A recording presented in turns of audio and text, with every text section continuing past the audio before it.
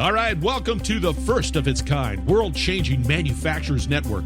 Lisa Ryan has her ears to the ground and her heart in the game. Get ongoing education and new connections right here with Lisa and the Manufacturers Network. Buckle your seat, listen, and spread the word. Here's Lisa.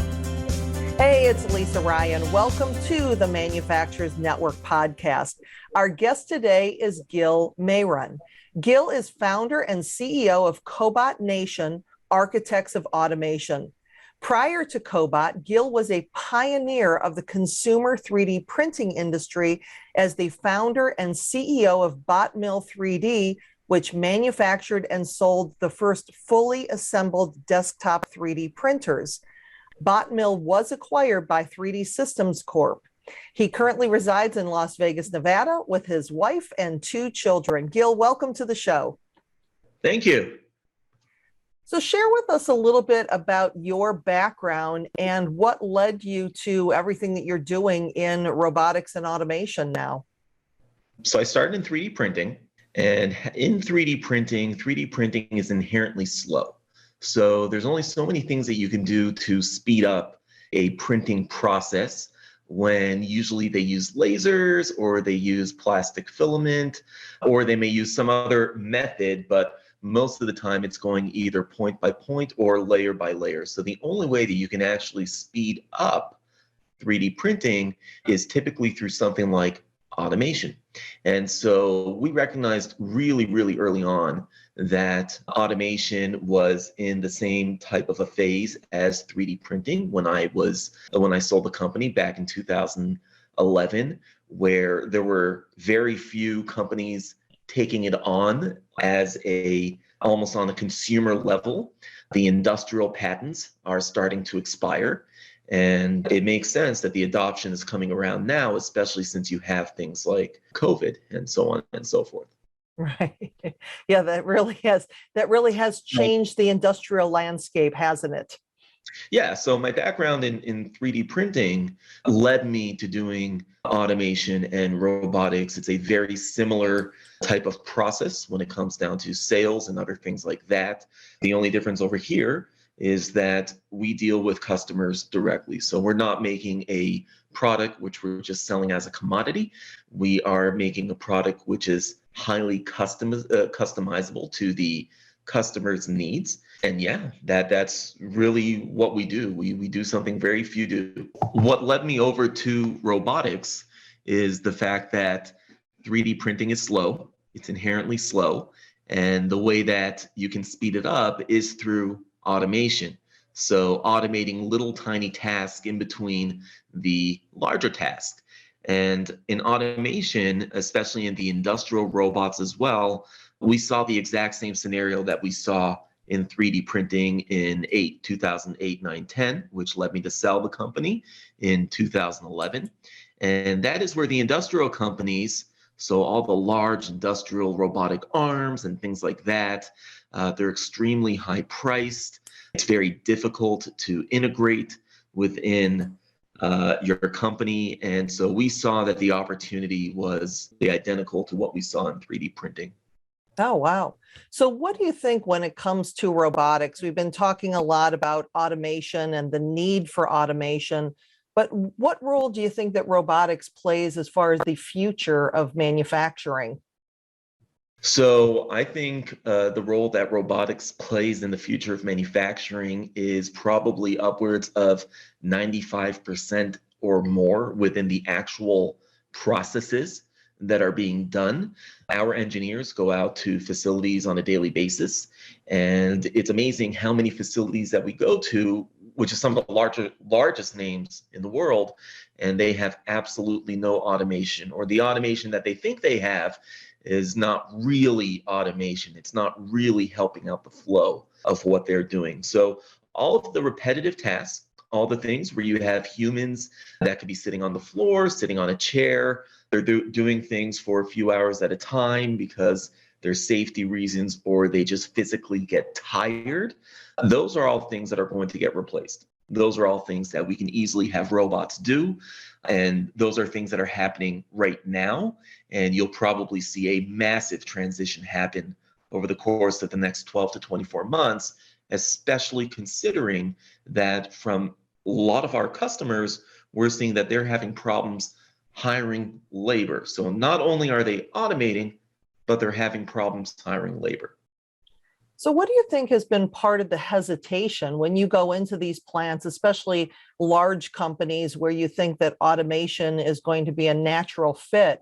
Why the hesitation for bringing any automation in? Robotics in general and manufacturing in general, just the sound, the taste of it is typically gritty. It's a dirty business. And what comes with that is a lot of wiring and a lot of electronics and a lot of things along that nature. So the hesitation is really just a fear factor as to how do I get into this? It sounds like it's going to be so expensive because only the largest companies on the planet have it. When they look at videos of Tesla and they see these robots operating on things, there's no way that somebody who has a singular plant is ever thinking to himself, oh, I can do what that guy does, because they're doing it because they make a lot of money. And so what we're seeing now is that the ability to get into it is it doesn't take a lot of money at all. In fact, it takes tens of thousands, if not just a few $1,000s to get into automation these days, as opposed to what it would have been like just a few years ago, which is hundreds of thousands, if not millions of dollars, just to automate a singular task or a singular cell. So the hesitation is really price. The hesitation has been the perceived fearness of what comes along with it. And not only that, let's keep in mind, the owners of a lot of companies out there, whether unionized or not, the hesitation is also around the human aspect of what's happening there. And we're starting to see more and more companies finally getting a grip around, look, automation is happening. If I don't do it, somebody else is going to do it.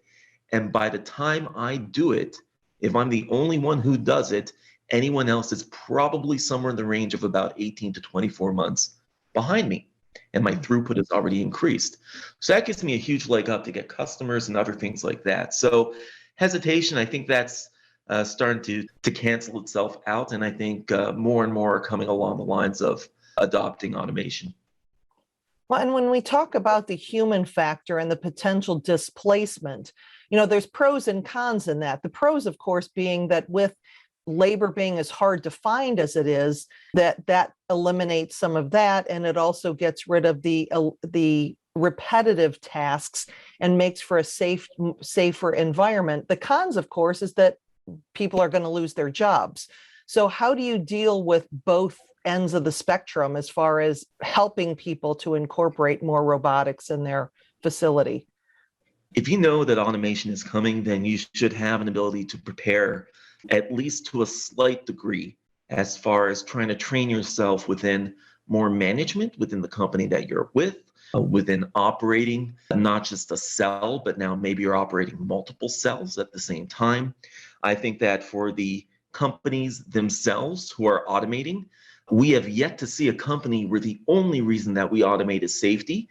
They may start out that way, but all in all, at the end of the day, it's also throughput. It's how much can they get done in a given time period.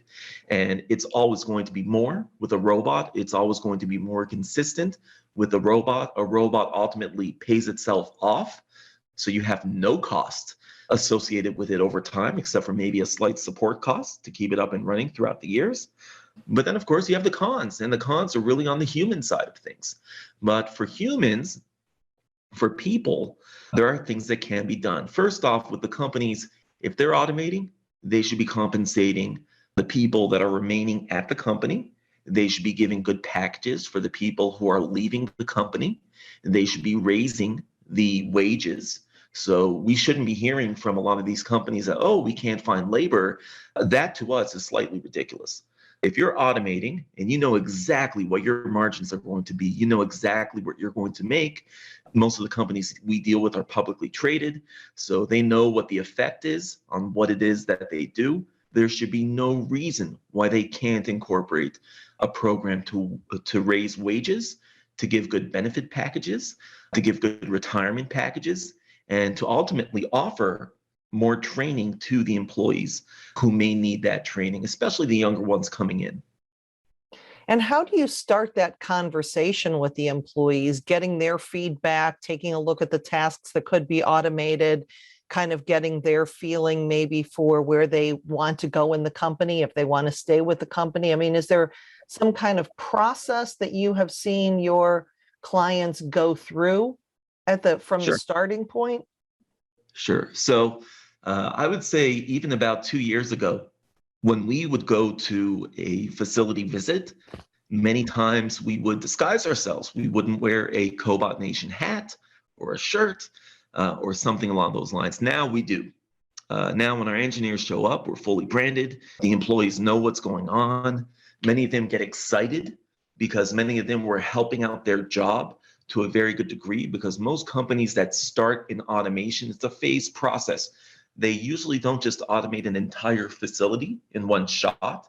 Usually it's a process. So they might automate one line, then two lines, then the majority of the facility, and then ultimately all of the facility at the end of the day. And when you're talking about cobots, talk a little bit about that, because there's the term itself, how that's playing out, and then also how cobots can augment, the capabilities of the humans that you still have working there. Cobots, the definition of a cobot is a collaborative robot. So this could be a robot that has the ability to work with or without a human. Most of the robots that we make at my company are collaborative. So we make them with the intention of having them work next to a human. Even though we put all the safety precautions, the intention is that it could work next to a human. So for example, it'll have perimeter sensing, so it won't go beyond a certain point. We can add other sensors. So when a human enters into a room, maybe the robot slows down. If the robot is to hit somebody, it stops immediately. So there's other things that we can't stop. So if you were to run into the robot, that's your own fault.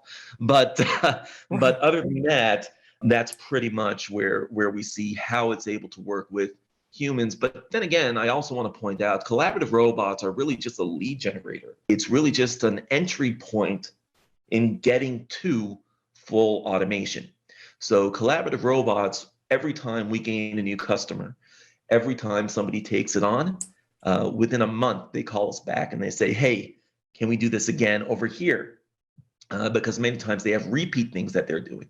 So we have some customers where one robot is going to replace 21 people on one line in a day. So that's 7 people per shift, 3 shifts, one robot replacing them, and also quadrupling their throughput. So that's just a really good example as to what these robots can do, whether they work with or without a human. That certainly is the collaborative nature. And we certainly do that with every single customer, but usually it leads up into full automation.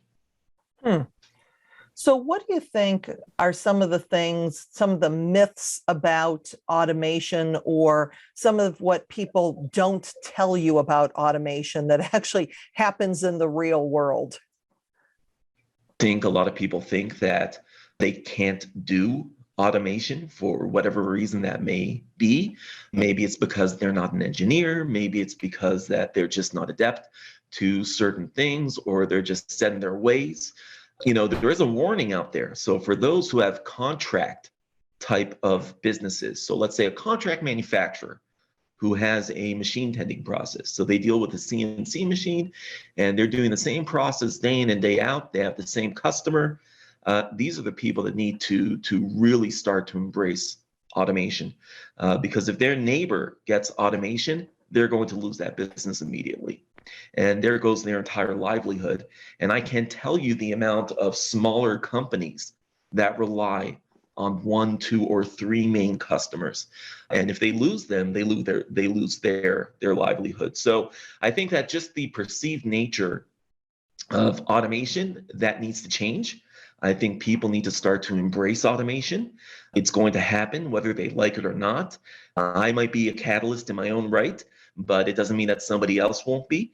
And so, yeah, it needs to be embraced, and the gritty nature of it needs to be perceived a little differently. The way that we're doing the branding at our company is in much more of a Willy Wonka type of a style. So if you walked into our office, you wouldn't actually see any robots until you walked into one of our collaboratories, which is also a play on the words collaborative and laboratory. So collaboratory, and you open the door and suddenly you see overhead conveyors and you see different types of robots and you see vision systems and things like that. And so we really try to take that automation, break it down into something that makes sense for the customer. And again, most of our customers have absolutely no engineering talent whatsoever at their company. So we do these things from scratch.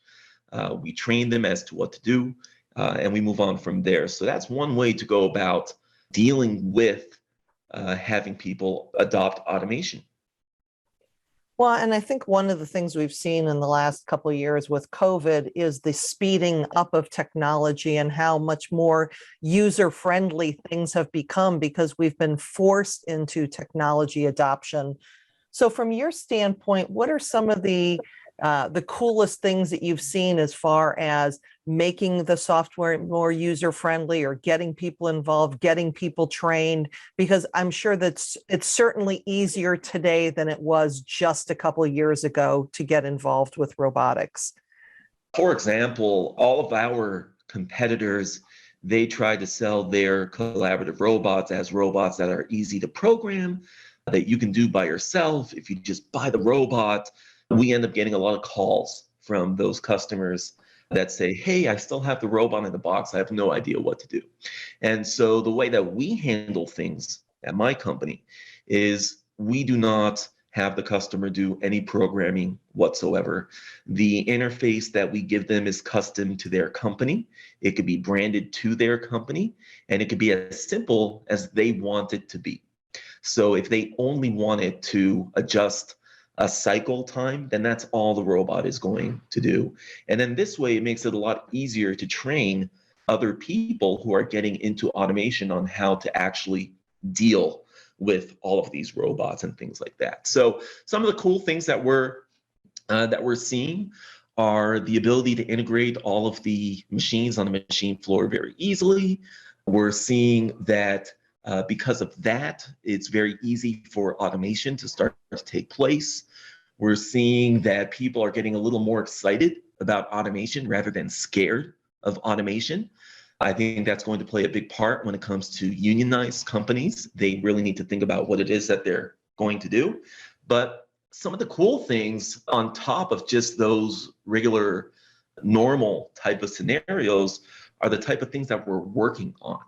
So, for example, the ability to go into a bin of a whole bunch of different objects and for the robot to be able to identify exactly what it's looking for, whether by shape, color, texture, whatever the case may be. It can pick it up. It can do something with it. It can have multiple tools on that. It can go directly over to a welding cell. It can then go directly over to a painting cell, and it can go directly over to the truck. And so we're seeing all of these things start to happen, and people are excited about it. And it's nice that you take away that fear of kind of the done for you, because when you have that robot sitting in a box, I'm sure that you're like, I have no idea. And you've spent enough money that you don't want to break it the first time you take it out. So just having somebody that you can lean on to get the system going for you sounds like a really good plan for getting started. And it allows for the companies to really manage their employees accordingly. So the ones that can stay on board, it's very easy for them to stay on board. It's very easy for them to be trained. The ones who are not staying on board, well, they should be offered a greater incentive for leaving, or they should be offered more training in whatever the field may be.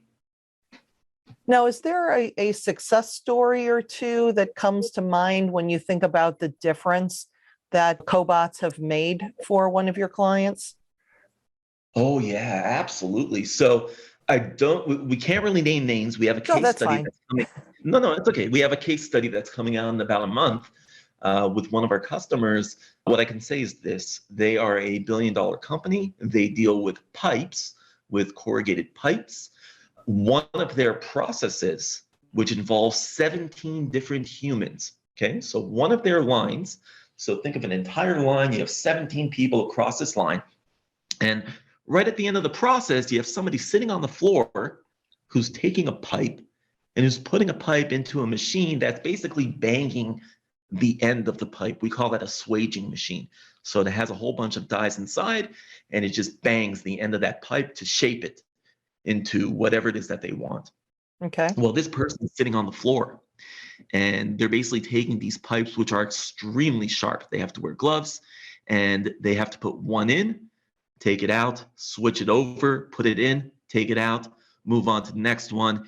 And they have to do it within a certain time period because the machine itself is what's timed, not the person.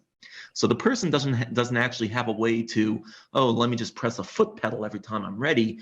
No, they need to keep up with the machine.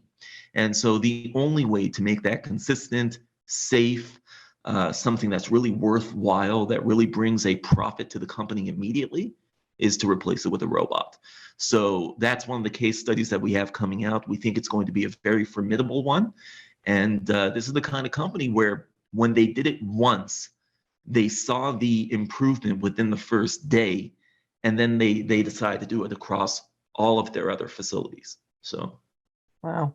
So it sounds from that it's really taking a walk around the plant and seeing those repetitive tasks, seeing those people sitting on the floor, putting themselves in some danger, that may be the best place to start, just to see how it works. That's exactly correct. If somebody has any notion of their company having an ability to be automated, they can certainly come to my company. We will send an engineer out immediately. We have engineers all over the place. The engineer's job is to go and look at every application. They'll walk through the facility. They'll identify every application. They'll rank every application on what's the most important thing to the customer. And then, of course, we can come back to them with a return on investment. We can show them which application will make them the most money, which one is good for them to do now, what they should be phasing out later on, and so on and so forth. So we give a good starting point. We don't know about the rest of the companies. We don't think that they operate in much of the same way. But for us, it's very important to hold the hand as we go through the process. Right. So is there anything else? Because generally I ask, what the process is of how you work with your customers, and it sounds like you just gave me that answer. So is there anything else that you feel either in working with your customers or that we didn't cover today that would be helpful for people to know about robotics and getting started? I think one thing to know is that any customer that has anything to do with manufacturing, that's something that they should be looking at automation for. And if they don't, they should certainly be wary of their competitors. And when their competitors are looking at automation, other than that, I think we covered most of it. We try to simplify the process as much as possible. We think that we're doing a pretty good job at it. My background dictates that. And so we're going to continue on this path and simplifying and trying to have as many people as possible adopt it. All right, wonderful. Now, if somebody did want to get a hold of you to continue the conversation, what would be the best way for them to do that? Sure. So to get a hold of me personally, I could be reached via LinkedIn, or I could be reached via my company. Other than that, there's no other way to reach me. I'm completely dislocated from any other social network. The company, however, we have that on every single social network, Cobot Nation. But yeah, that's how to go about getting in touch. All right. And I will put your contact information there in the show notes too. So Gil, it has been a pleasure talking to you today and learning about all the robotics and what's new in those worlds. So thank you so much for joining me today. Thank you very much, Lisa. Yeah, I appreciate it. I'm Lisa Ryan, and this is the Manufacturers Network podcast. We'll see you next time. Thanks for listening. Hey, do me a favor. If you like what you've heard, please subscribe and give us a 5-star rating. Also, feel free to share the podcast with your friends and colleagues so we can grow the network and connect more fantastic folks just like you. You can either go to the website at manufacturers-network.com or share the podcast on your LinkedIn, Facebook, Twitter, Instagram, or wherever you and your industry friends hang out. The bigger and faster we grow this network, the stronger and deeper community we will have. I appreciate you. Thank you.